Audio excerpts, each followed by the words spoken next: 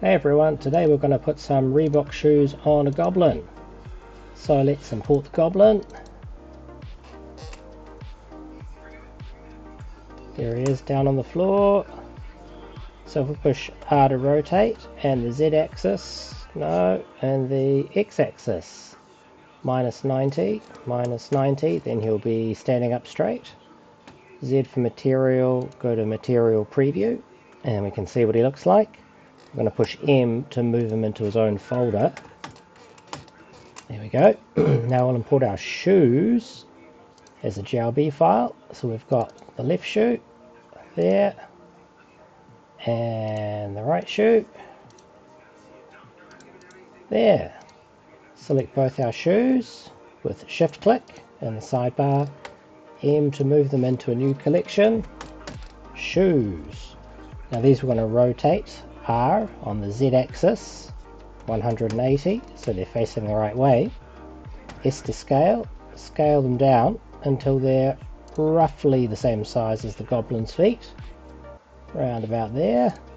If we click this Goblin's armature and go to the little green man and go to viewport display, and I'll just turn my little color circle on, there we go.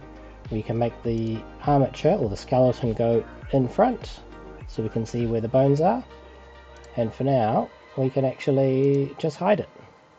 So we're going to take our two shoes and we'll take the left shoe, grab and X-axis slightly out to that left foot, and the right foot G and X out to the right foot. So we'll take our left shoe and S to scale, scale that down, grab and Y to bring it forward on the Y axis. Go around to the other side, grab the right shoe, scale it down about there, grab Y to bring it forward around about there. If we come to the back of the Goblin, we'll bring that grab X, the other one a little bit there. So his feet are sticking just out of the side there, so we're going to scale that up a little bit there. And we can see his feet sticking through the see-through part of the shoe, so we're going to go G and Z to take it down about to there, and a little bit more there. Scale it up a little bit again, grab Y forward there, and the feet turn out a little bit. We'll just go a little bit on rotate Z. No, straight's okay. Might make it a bit wider, so if we go S to scale and just X, that'll make the shoe just a little bit wider. That looks pretty good. Just make sure that tongue's not clipping into the foot. Grab Y, bring that a bit forward there. Very nice. So now we can actually select the other shoe and shift click the bigger shoe, push N to open up the side panel and go to item. We can copy the location, so we go right click on transform location, copy all to selected, and then if we just grab that right shoe, it's now copied the location, and we can go on the X axis, just put a minus there, and it should mirror it to the other side. Grab that little shoe, shift click, click the big shoe. I'm going to copy the scale, so right click, copy all to selected, and now both shoes are the same size in the same position. We could always change the Y and the Z to positive, see if that doesn't mess it up. No, looks terrible. Bring it back there. Close enough, pretty good. Any feet under there? Whoa, that's a mad design. Sick. Pretty good. Okay, so we're going to make these shoes stick to the Goblin so that when we go to move the rig, rather than just the foot, the shoe's going to follow. So we're going to click one shoe and then shift click the armature, control tab to enter pose mode. You can just left click the bone that you want. We're going to choose the left foot bone, make sure it's blue, hold down control and push P to parent, and parent that shoe to the bone. So now when we move that foot bone, the shoe will follow. Just like that. So you can go control tab to exit pose mode, select the right shoe, shift click the armature, Control Tab to go into pose mode, click the right foot bone, make sure nothing else is selected, Control P to parent, parent to bone, test that there, and our shoe is moving nicely. Control Tab to exit pose mode. So I'm going to save that file so we don't have to do that all over again. Save that where we put it, and that is Zelu's Goblin Reeboks. Okay, so now we want to pose our model. We can take the names off there. So we want a reference image, and we're going to go to Edit Preferences, go to Add-ons, and we want to search for Image, and you want to make sure you have this Import Export Images as Planes ticked. Once it's ticked, you just tick the box and close that menu, and then we can go in the menu Shift A and scroll down to Image, Image as Plane, and we're going to be taking a shit and squatting down. So we want to rotate on the Z axis, so we go RZ 90. I'm going to grab and Y axis Z to bring that up to there, and X to take it over there, and we're going to take it a bit behind there. Right, so we're going to make this goblin take a shit in the woods. So we're going to make a background of a forest. So if we go to our web browser and just search HDRI forest, that takes us to Polyhaven, which is a huge free website with HDRI backgrounds. So we'll download that. Thank you. And then in our World tab, Surfaces Background, because we want a background, on the color, click the yellow circle. And we want to choose Environment Texture. Click Open, and then open that HDRI that we just selected. You won't be able to see it because we've only got Material Preview, but if you go to Rendered mode, it'll take a while to load, but now we've got our forest scene. So, some HDRIs let you rotate them around, but if they don't, we can always move the model in the camera to where we want it to go. So if we choose a nice spot, maybe taking a squat on that rock there, so click our deform rig, and we may as well select the photo there as well. R to rotate on the Z axis, and just move them around to where we want them to go, around about there. Position them roughly where you want them to be, around about there. We'll go back to Material Preview to save some memory. So now we're going to be posing the model. Save that again. So we're going to be using keyframes, which saves the pose. You might not have this enabled, but click this little circle until it's blue. That will automatically set an animation keyframe. You will also have an action. If this is blank, just click the little plus icon that will appear here for new action, so that your pose actually saves to the model. So we basically want to mimic this pose. So for this we'll put our names back on and select the rig, Control Tab. So with these models, this root bone, which is this huge one here, that controls the whole model. So if we grab or rotate that, the whole thing will move. Our reference image is facing about 45 degrees that way.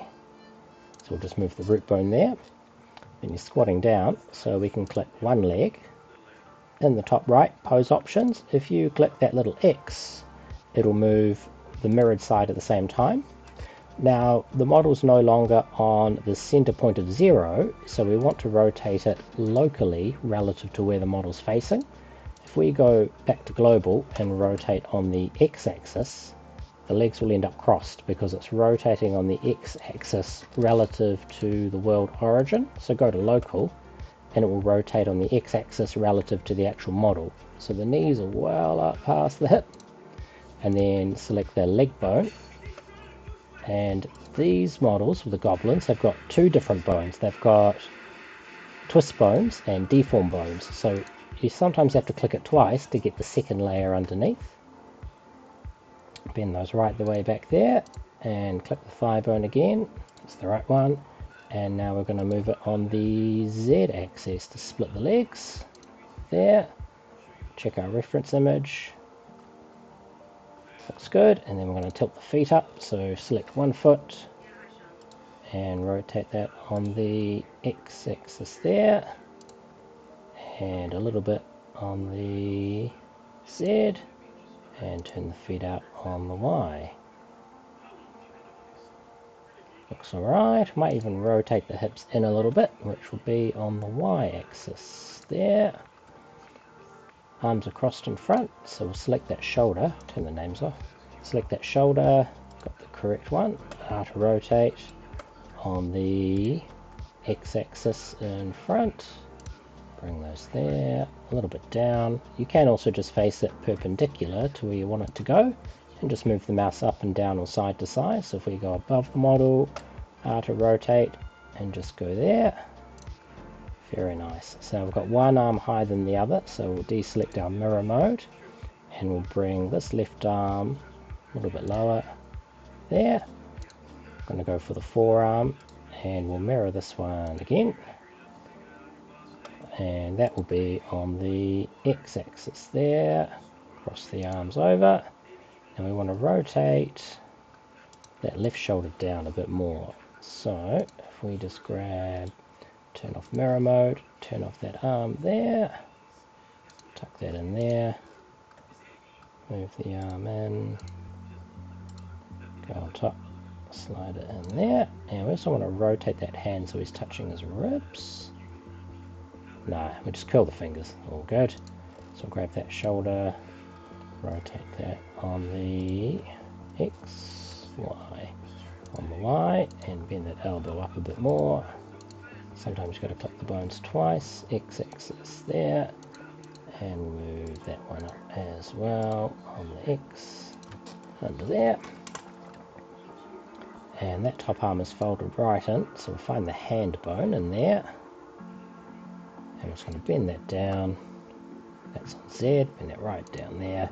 I'm going to curl the fingers, so we're going to select the tip bone of each finger and shift click all four, and that will be not X, yeah, Z, on the Z axis. Now this one, if we go on the normal, because we are getting this finger stretching, I might just change that back to global. No, not that one. Change this to pivot point. Active element? No. Bounding box. Might just have to put up with a little bit of finger twisting, and then just shift click the next bones back, grab Z, and the next one's back, grab Z, and there. Cool. It's now a bit of fine tuning, so we'll bring that arm a bit further back on the X and bend the elbow in a bit more on there, and we'll rotate that shoulder down. This one, yeah, on the Y, tuck that in there, beautiful. And then with this hand, we're going to rotate that into the body, which will be the hand bone. No, we'll do the forearm. Hit that one twice, not that one. On the Y, so we're going to rotate that in there, and bring that a little bit straighter, down there. I'm going to curl these fingers all the way in, so that'll be on the X-axis and the Z. So we'll curl that all the way in, and just get a better view there. Rotate Z, and then the hand, Z, and there. Looking pretty good. Might just move that a little bit further down to there. Okay, so we want to take a look at him leaning forward. So we'll grab the spine bone, and that will be on the X there, and the next one up a bit as well, there. So his legs are a bit funny, so we'll put our mirror mode back on, and we'll grab that shin bone, bend the legs back a bit more, and we'll make those hips a bit wider, rotate those back out to there. Bring the neck up a little bit so he looks at the camera. So the neck is, they've got neck twist, head. We'll just use head bone, so that's the top one. and that would be X there, and a bit of a rotation on the Y there. Pretty mean looking fella. Okay, save that, and let's just see how that looks in our scene. So go Z and select rendered. Looking pretty good. Want that around about there. So if we click our camera, which is over here, if you push numpad 0, that will go to where the camera is looking, but we want the camera to look directly at the model here. So just move the viewport to where you want the camera to be facing, and Control Alt numpad 0, and that yellow box will show where your camera is looking. With the camera selected, push G to grab, Z to zoom, and just move the mouse back, and that will zoom it back. Now I want a square image for this one. Rectangle will be fine. There we go. So now that shows us what the camera is looking at. If your computer's going a little bit slow, or you just want to see what your end result will look like, you can go to the printer tab here, output, and just click render region, and then it will only show you what the camera is actually seeing.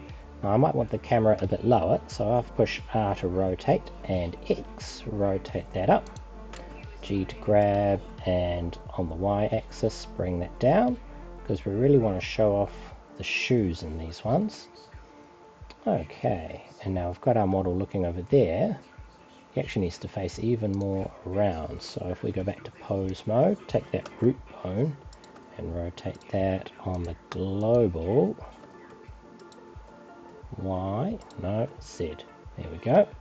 Just turn him right around there, but we still want to see the shoes. So I'll turn off mirror mode, and we're just going to rotate this leg out with Z, Y, Z, there. Imagine we're looking at the shoes there. I'm going to rotate that leg out a bit flat. There.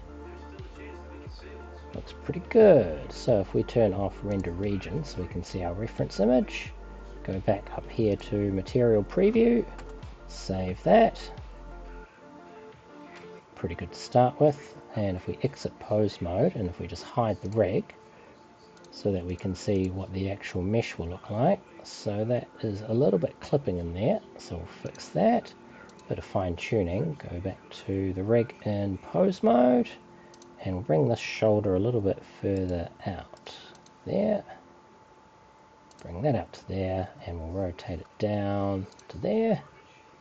And this hand probably needs to be rotated inwards, so the hand's facing inwards to the body there. So the fingers are wrapped around the torso. I reckon that's pretty good. So exit pose mode, save the file, numpad 0 to see where the camera's looking. Good pose. Okay, so some of the goblins come with facial expressions. This one looks like we just have a blink on the body. Yeah, so if we look at blink, close his eyes, maybe just a squint, so we'll just zoom in there. Making sure the shoes we can see there. Now that foot needs to twist in a little bit. So if we go to this foot bone and rotate that on the Z, on the X, there we go, on the X axis there. Awesome. So we want to bring in some lighting. If you open one of your Goblin HD blend files, it's pretty well set up with the camera and lighting already. So if we click render mode, that's an example of what the lighting looks like for the HD goblins. We can actually just select all of those lights with shift click and just copy it from this blend file, and then just put it straight into this blend file, and it's put our entire lighting rig in there. If we push M to move that into a new collection, we'll put that into lighting there. And if we see how that looks now with a preview of the render, got some pretty sharp white lighting, and we'll hide the skeleton again. We might change the color of the lighting. So if we go to that side fill there, if we just make that very green, get an idea about playing around with some of the colors orange on the side, and if it's too strong, go extreme and then just bring it back a little bit until you find a tone that you like. And then that top lighting, we made that cyan, orange, blue, go light cyan, around about there. But to contrast it, we'll make that side fill a bit more orange again to give us some mood. Good stuff. And if you don't know what a lighting does, you can turn it on or turn it off to see if it makes any difference. Pretty good. Okay, so let's see how this looks in a render. So we want to make sure that we don't render anything we don't want to render. So if you push F12, before you render, just exit the render preview, or you might run out of memory. If you hit F12, that will give you a render of the image that you've created. But you can see that we've actually still got our reference image up there in the top corner, which we don't really want to have in our final image. And the cyan lighting is a little bit too cyan. So if we go to our image and click the camera, then we can still see it in the viewport, but it won't be in our final render. So anything with a camera icon is going to be in the final shot. Let's check our lighting again. Go back to that top lighting, and maybe we'll make that one slightly green, and make our side lighting slightly blue, just to get a bit of a highlight on that arm. Light blue or orange. So with green, maybe green on that one, that does look good. Green on that one, and the top one, maybe I'll just keep it at green, yellow, green and yellow. Good stuff. Okay, back to preview, save that. So if we go to our camera settings, you first want to make sure you've actually got your graphics card and your CPU enabled for rendering. So if you go to Edit and Preferences, go to System, choose the highest option that it will allow you to do. So if I go to the last two, there is no compatible GPU, so yours will either be Optics or CUDA cores. Select your GPU and your CPU, and then in the camera icon and render, we're choosing the Cycles engine. Make sure you've got GPU compute. If you're using CPU, then it will only use your CPU, which will take about 100 times as long. In the viewport, this is just when we use our render preview. So we don't want very strong settings. So a noise threshold is the threshold below 1 or below 0, where it'll filter out noise. So the closer this is to 1, then the noisier it will be. So 0.5, pretty noisy, and only 50 samples. For our final render, which is the actual image we want, we've got that at 0.02 for the noise threshold. Max samples, we'll pump that to 2048. Generally speaking, having an 8-bit integer, so 8, 16, 32, 64, 128, 256, 512, 1012, 1024, and 248. Will mean that your image will scale nicely and the computation will be a bit more efficient. We're choosing denoise on this one. In light paths, yours might start at 12. I've just dropped mine down to 8 for total to make it a bit more efficient. And we've got 444 on the diffuse glossy transmission and 4 on the transparent. The higher these are, the more light bounces you'll have, but also the longer it will take to render. Fast GI approximation, ambient occlusion and shadows, does look quite good. And down here we want to use tiling so that when it renders the image it will render it in sections rather than doing the whole thing at once. Persistent data is only useful if you're doing a movement animation and you want it to save information from the past frames to put into the next frame so it doesn't have to render the whole thing again. If you leave it on and you do lots of different renders, you'll end up running out of memory because it's storing all of that old data into your current render. Down here in color management, in the look, we can choose high contrast or very high contrast to get a bit more of a moody look. Actually, high contrast looks way better. If we drop that down back to high contrast, very high, Just a bit more shadowing in the forest around the eyes, but the shoes really pop in that one, so keep that there. Okay, and then in the printer tab, which is in the scene tab, we've got our screen resolution. I'm just choosing 1280 by 720, and the output, which is where you want it to be saved. Choose your file format. If you're just using a static color image, a JPEG is perfectly fine. If you're using transparency and see-through components, then you need to have a PNG. And that's pretty much it. So we'll go back to Material Preview, save our file, hit F12, and we'll wait for that to render.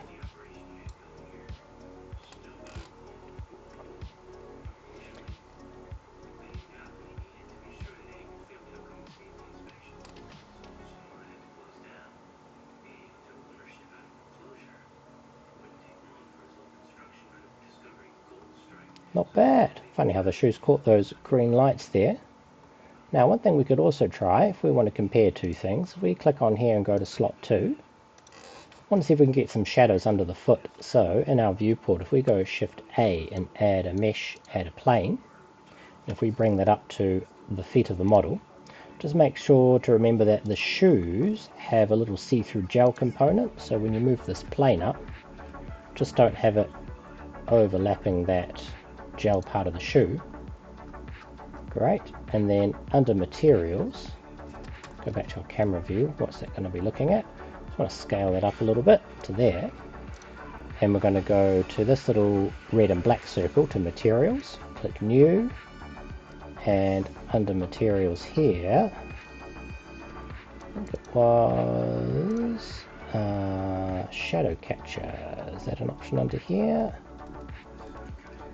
Might just be principled BSDF. Might not have it saved. Sure, I saw it here somewhere.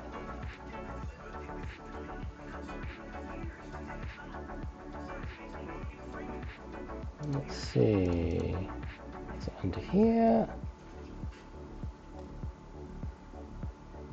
No? Okay, I'll show you a little trick from something else I've been using.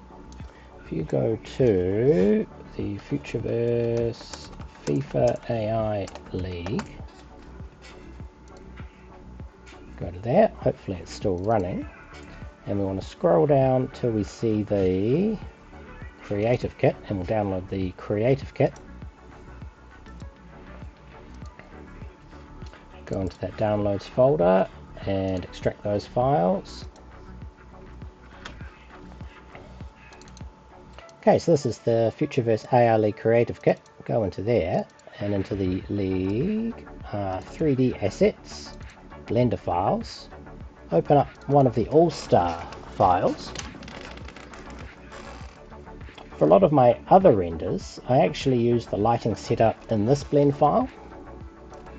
So this will open up a blend file of one of the AI League characters, and you'll see that it's got a different lighting setup using these cone lights, but it also has a shadow catcher to catch shadows.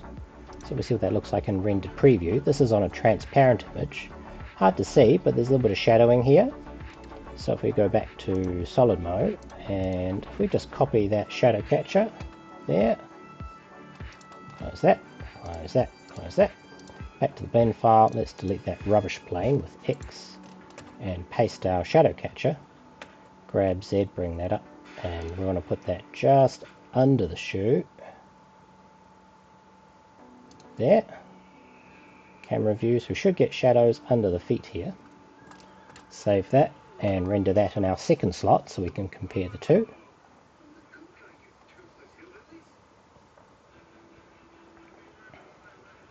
And we can see we've actually got some nice shadows appearing under the shoe. So that left foot now looks like it's actually touching the ground.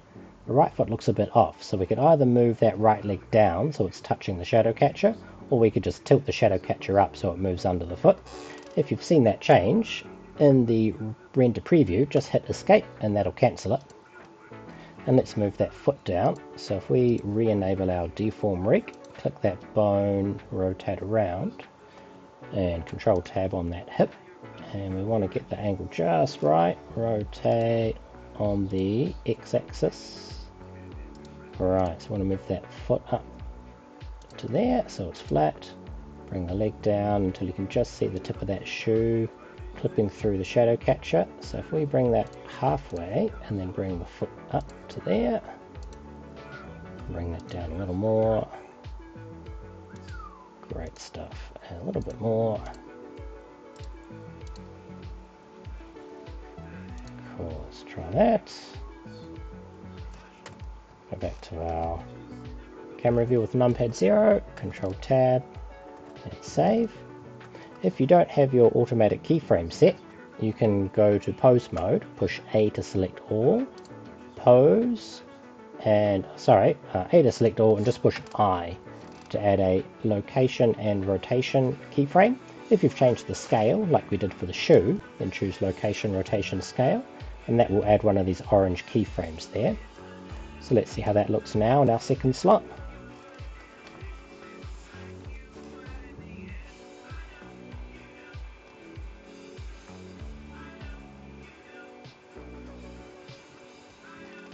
Still looks a little bit off. So we could either be happy with that, or we could try to fix that again. This time I might fix it in render preview. We'll close those other blend files to save some video RAM. And that A for 1 there. Close my web browser there. We'll go back to rendered mode. It doesn't look too bad in rendered mode, does it?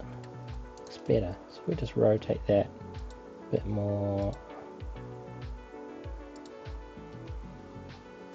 this way. There. And there.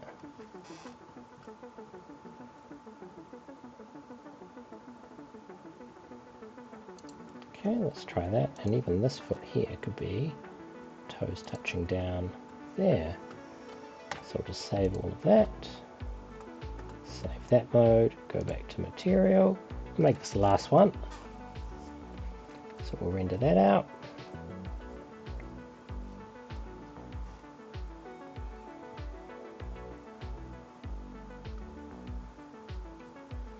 One thing the shadow catcher might do, you can see here how there's this rectangular line, is that it might give you a weird line of shadows in the background. So it does come with its negatives, but if you're adding other objects in the scene, or if you just make the shadow catcher so big that it covers the whole scene, then you won't get that line cutting in through part way. So if we go back to slot 1, we've got the dark forest. Slot 2, we've got the lighting catching the shadow catcher, and we do have those shadows there. So we could even just look at our camera view and take our shadow catcher, and we could just scale it up so that it's really big and rotate it. No, that looks stupid. We could just put him standing on a see-through box. See-through box. Let's hide the shadow catcher there. Shift A, mesh cube, scroll that down. And there. Have a look at that there. Let's see if he actually is standing on the box. I guess that foot's a bit twisted. Bring that down there. So now that other side of the foot is flat. So we're standing on a box. Let's choose the box and choose a translucent material, principled BSDF. Translucent. Save that. Let's just do a quick preview, see how that looks. Nah, it doesn't look good. What if we make it transparent instead of translucent? Translucent, transparent. There. Let's try that. Save F12. Ah, you can still tell he's standing on something there. Awful. You know what? I'm just going to stick with the first one. Here we go. So we'll publish that and call it a day. Hope you found that helpful, and we'll see you next time.